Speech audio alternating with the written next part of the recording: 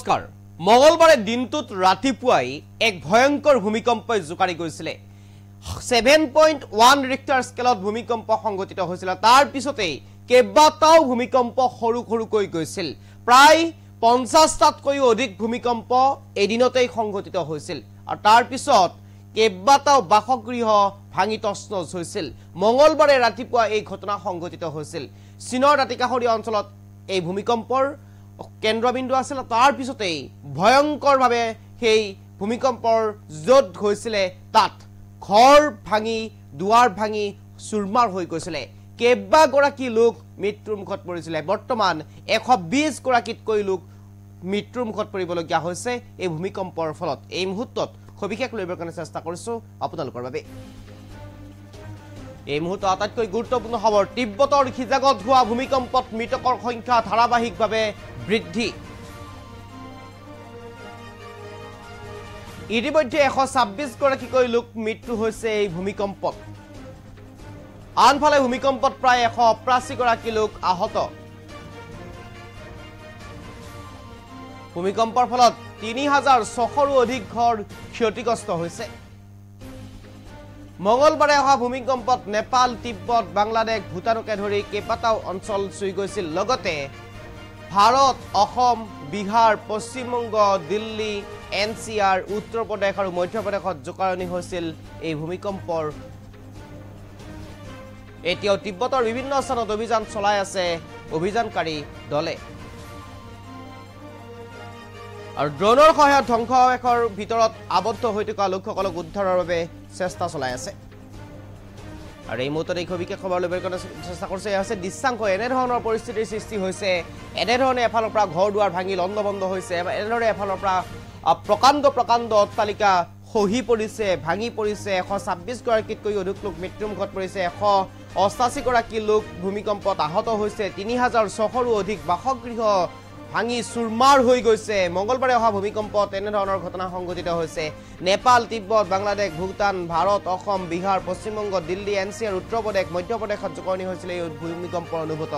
আৰু তাৰ পিছতেই এনে ধৰণৰ ঘটনা সংঘটিত হৈছে এনে ধৰণৰ দৃশ্যাংশ আমাৰ হাতলৈ আহিছে এতিয়ালৈ 120 গৰাকীতকৈ অৰ্থাৎ 126 গৰাকী লোক ইতিমধ্যে প্ৰাণ হেৰুৱাব লগা হৈছে 185 গৰাকী কৈ আহত হৈছে 3600ৰো অধিক ঘৰ ভাঙি তছনছ হৈছে এক ভয়ংকৰ ভূমিকম্প বুলি ক'ব লাগিব এদিনতে প্ৰায় 50টাতকৈও সৰুকৈ ভূমিকম্পৰ অনুভূত হৈছিল সেই স্থানত তাৰ পিছতেই এনে ধৰণৰ ঘটনা সংঘটিত হৈছে এই দৃশ্যাংশ এয়া ধ্বংসাৱশেষ ভূমিকম্পৰ এক প্ৰকাৰ প্ৰায় 120 গৰাকীতকৈ অধিক লোক মৃত্যুৰ মুখত পৰিবলগীয়া হৈছে এই ভূমিকম্পত